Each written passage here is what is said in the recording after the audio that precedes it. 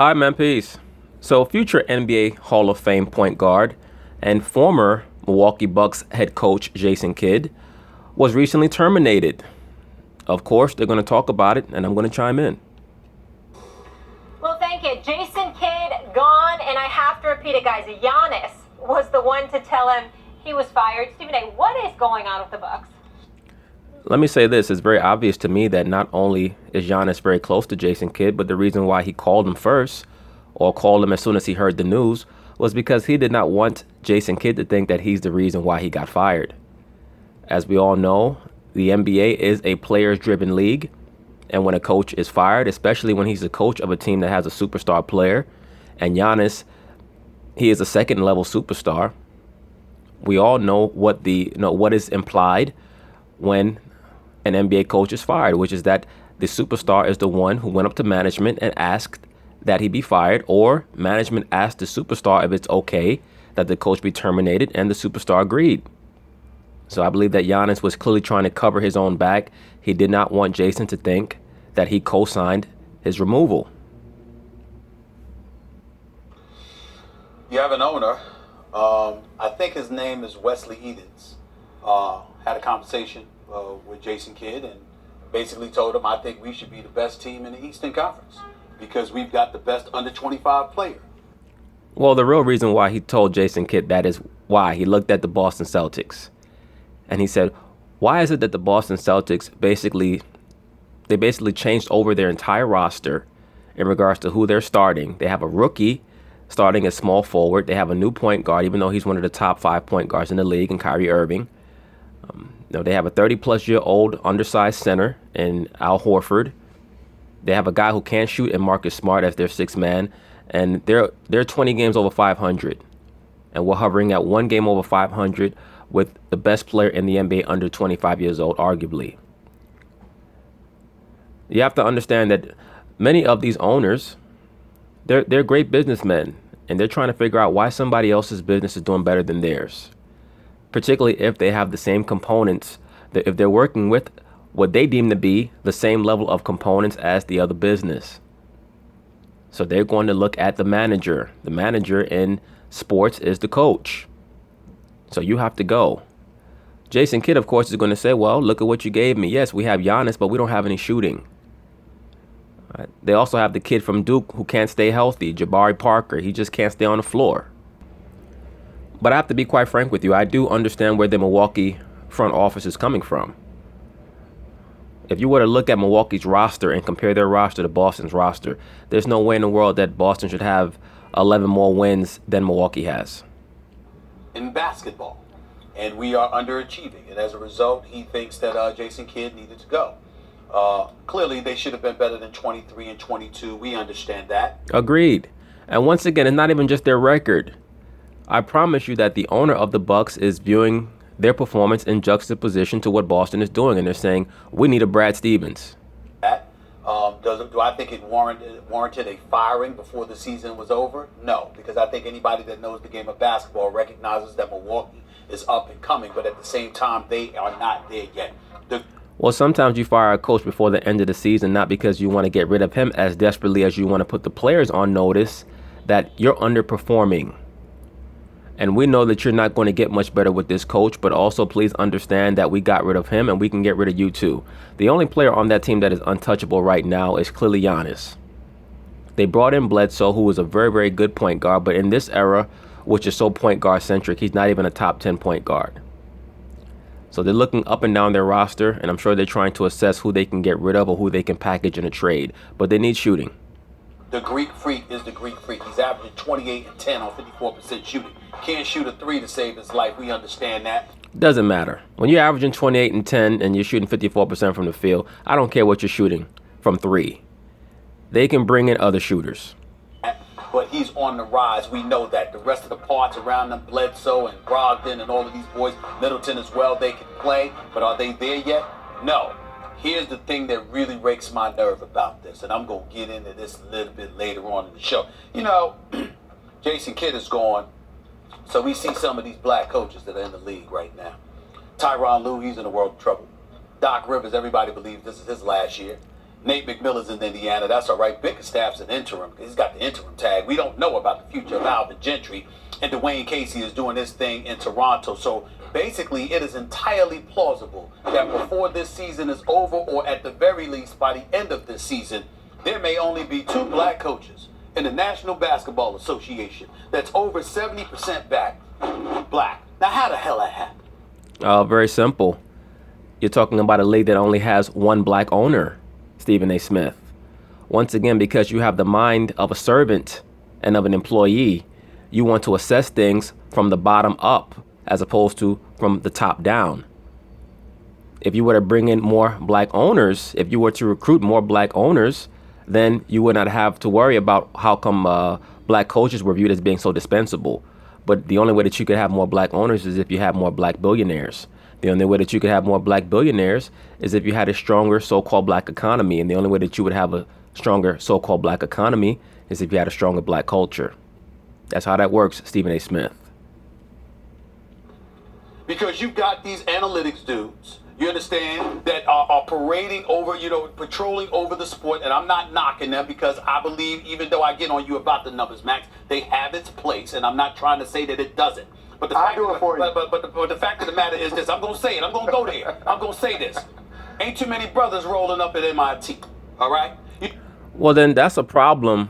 That's a problem for the brothers, to be quite frank with you. And that's one of the reasons why I like to address certain points on my channel, because the so-called black man is raised to think emotionally, and the so-called black man is raised to think that it's okay to always lean on his emotions as a plan A. And that's the reason why they try to enforce and encourage the so-called black community to be domineered and dominated by the woman. That's why Stephen A. Smith will come on television and always talk about how he was raised by his sisters and his mother, even though his father was there in the home. And they want the so-called black man to think that numbers and science and rationale and logical thinking is alien to him, that he had nothing to do with science, that the only thing that he should be concerned with is rhythm and music and entertainment. That's not how businesses are run. That's not how successful businesses are run. A large part of having a ruling class mentality and being a 3-dimensional thinker is having an understanding of protocol, effective business practices, and that means that you have to embrace numbers. There's nothing wrong with going from your gut and the eye test, but it also has to, those things have to be utilized in proper balance with an assessment of the statistics. Those are the facts.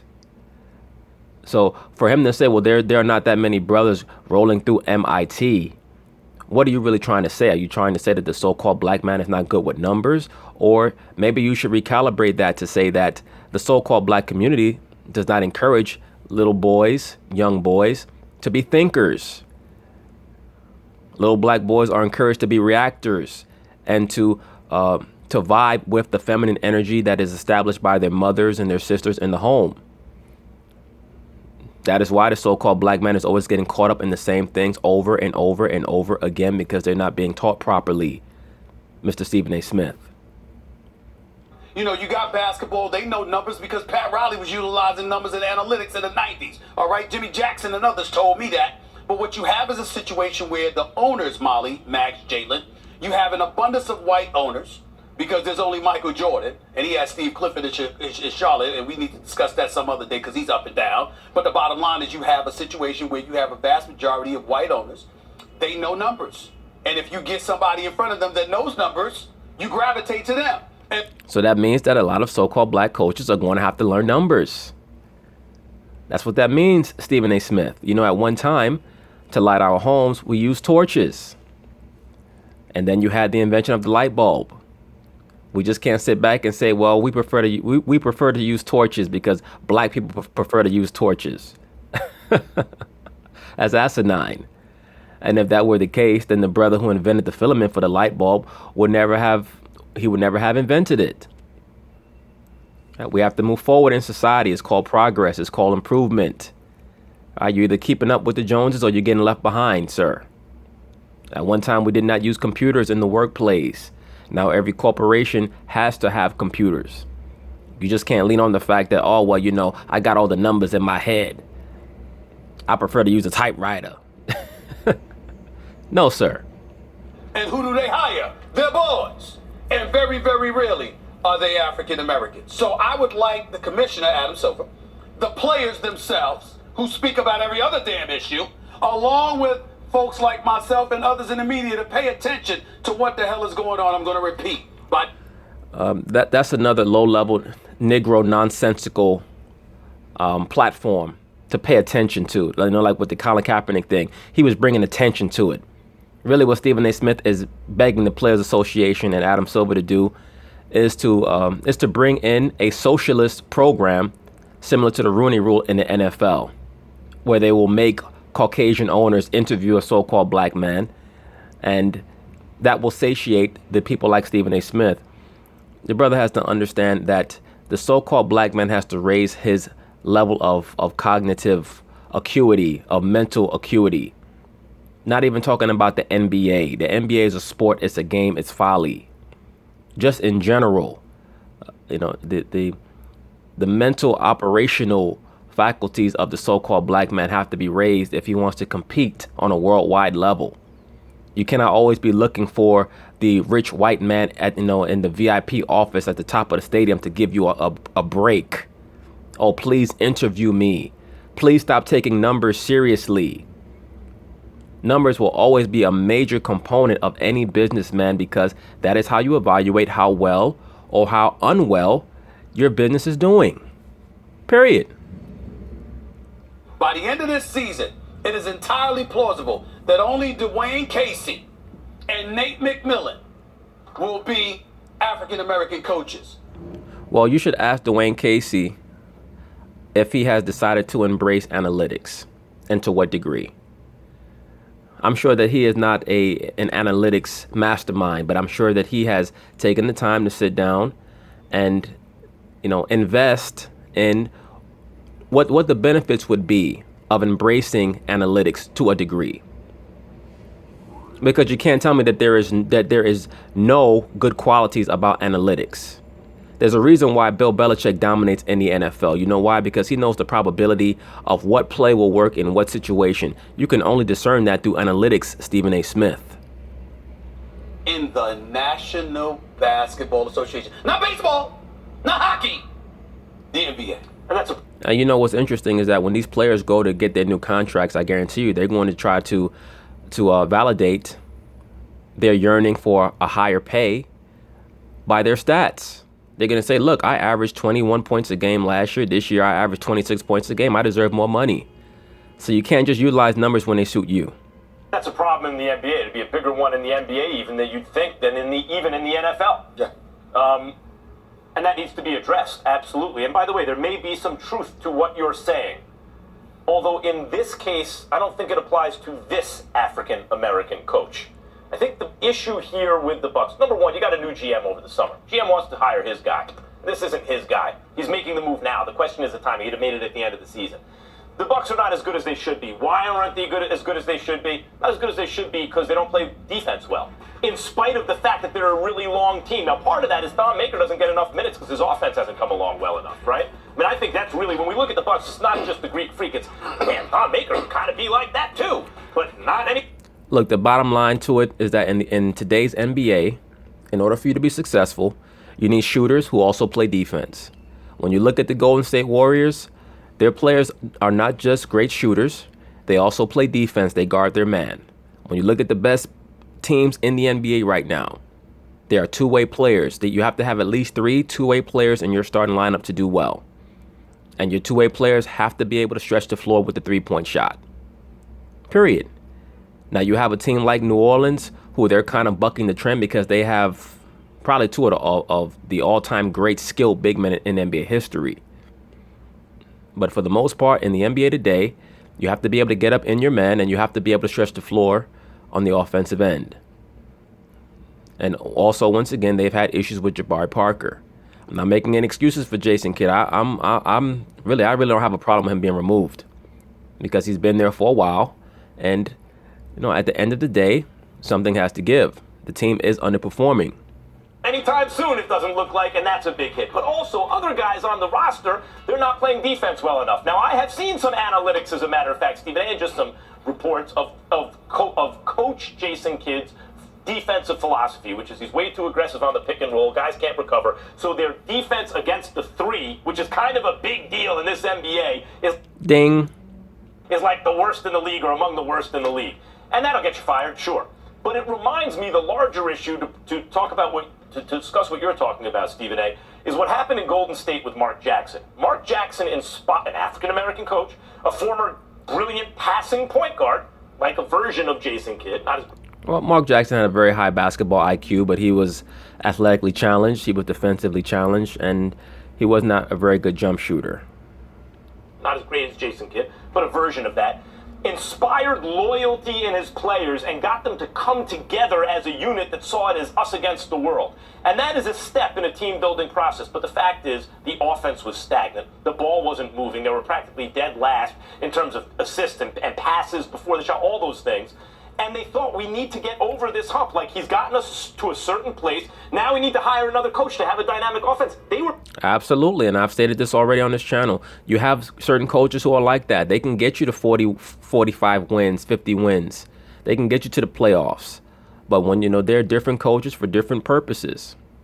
And the Milwaukee Bucks assessed that Jason Kidd was not the person who's going to make them a threat to win the East. And they have the personnel to do it. The only thing they need is more shooting. But even with the current personnel that they have, they should be better than what they are. They were proven right. Like, you can't disprove a counterfactual. What would have happened if Mark Jackson would have stayed there? But the offense totally changed, and when it did, in the specific way they wanted it to change, the team took off. I think here, more than Kidd's personality is another thing. He's had a problem getting along with different people through the years. You can say we all have, but maybe particularly in his case. But the bottom line is they are not playing defense, and he is not the coach, the GM's choice. And they wanted to make a change. I hear your point about African-American underrepresentation, gross underrepresentation in coaching, head coaching in the NBA. I don't know if it applies in this case. Yeah, I'm not saying that they got rid of him because he's black. I'm not implying that. I'm just saying there's a correlation. His firing underscores a bigger issue. That's all. Well, no, you're either implying it or you're not. If you're not implying it, then you should not have brought it up, sir. For you to say that Jason Kidd being removed would highlight a dearth of black coaches in the NBA, what are you really saying? You're saying that he should not have been fired because he was black, which is nonsense. You get fired because you're not doing a good job. Now, were they able to evaluate that he was not doing a good enough job? Now, if you want to hold him in juxtaposition to other coaches around the NBA who are Caucasian, who you feel like should have been fired and would have been fired were they black, like say the coach in Chicago, or some of these other Caucasian coaches, that's a whole other topic.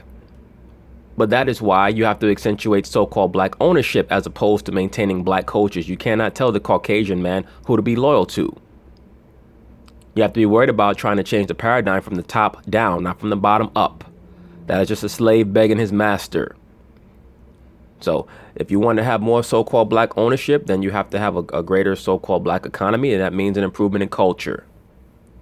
That's the only way to keep monetary value within the so-called community. But that is a transformative thing that, to be quite frank with you, is beyond the scope of most so-called black people in this society. That's all. What's going on in Milwaukee? Both of you guys, right? You kind of made Stephen A's point at the end. I'm rolling with you on the black coaches thing. College football need to be mentioned also. But there will be some black coaches that are back in the league. I'm looking at David Fisdale, possibly Monty Williams, and/or Mark Jackson. Now, Monty Williams never should have lost his job in New Orleans. He's somebody who should have kept his job. But they replaced him with another black coach, that trout mouth Alvin Gentry.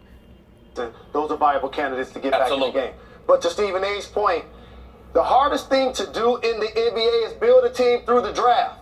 That's what the Golden State Warriors did when they were led by Mark Jackson. And then to your point, they gave the baton to Steve Kerr to take him over the finish line. This is what I see happening in Milwaukee right now. Jason Kidd helped develop the Greek Freak into being one of the top players in the NBA. Okay, but he's not going to be able to see the fruits of his labor because now the assistant coach will. Without a Jabari Parker, who they took in the lottery, who's going to be a 15 to 20 point scorer. Possibly. We really don't know what he's going to be. To me, Jabari Parker and Antetokounmpo, they're kind of redundant. They play a very similar game. I think that they need Jabari Parker to come back and highlight him in the offense so that they could package him for some shooters. They really need an off guard who can defend and also also can make threes. They don't really need Jabari Parker, but they will have to highlight him in the offense when he comes back so that to make him viable for trades. You mentioned Middleton. You talked about Brogdon, Bledsoe. All of those young pieces are all 28 and under. They're going to grow to be a terrific team in the Eastern Conference. And if their owner thinks right now, based on the way they played, without Parker, they should be the #1 team in the Eastern Conference, they should start drug testing owners. Because there's nobody that can look themselves in the face and really feel like the Milwaukee Bucks should be leading the Eastern Conference. You can if you look at them in juxtaposition to the Boston Celtics, brother. That was my point leading the video. That's what this is really all about.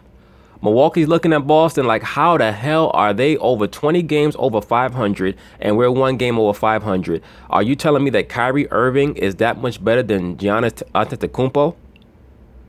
I don't believe that in regards to impact. In regards to impact, is Kyrie Irving more impactful to a team than Giannis is? Absolutely not. It's the job of the coach to bring out the full impact of not just your star player, but the entire team. So are they missing certain pieces to get them to the next level? Absolutely. But what a great coach can do is take what you have and maximize it. And that is what Brad Stevens is doing in Boston. So I think it was a cowardly act to fire Jason Kidd. Is he Pat Riley? Absolutely not. But here's what I think is a cowardly act. To him finding out from Giannis 15 minutes prior. Also, doing it when Giannis is hurt. That's really foul. They didn't do it while he was healthy, There's another so-called black man on TV reacting emotionally. How could you fire someone in a cowardly way? Did they call him up and tell him that he was fired? Or did they call Giannis up and say, Giannis, you go call and tell him? It's clear that Giannis found out beforehand and he decided that he was going to call on his own. The only way that it would have been cowardly is if Giannis is the only one who told him. And in regards to them firing him because Giannis was hurt, who cares? How is that relevant? See, a lot of that extra emotionality is why many of these people in the front office will look at the possibility of hiring a so-called black man with hesitancy. And it's a shame because you have many brothers out here who are logical thinkers. A lot of these people don't even really know what the word cowardly means or coward means, and they use it when they shouldn't use it. You know why? Giannis being healthy, they might win 5 games in a row. Then you look crazy firing your head coach. That's what I don't like about how they did. It was backhanded. Let's move it forward. Can't we? But anyway, that's the video on Jason Kidd. I'm sure that the brother will bounce back in some way, most likely on NBA TV or one of these other sports stations to talk about basketball. He'd probably be good on TV because he's rather measured when he speaks. And of course, he was an all-time great point guard, so he can analyze the game. Either way, it is what it is. It's a learning experience for him. But I don't think that it was necessarily a bad move by the Milwaukee Bucks to move him at this point.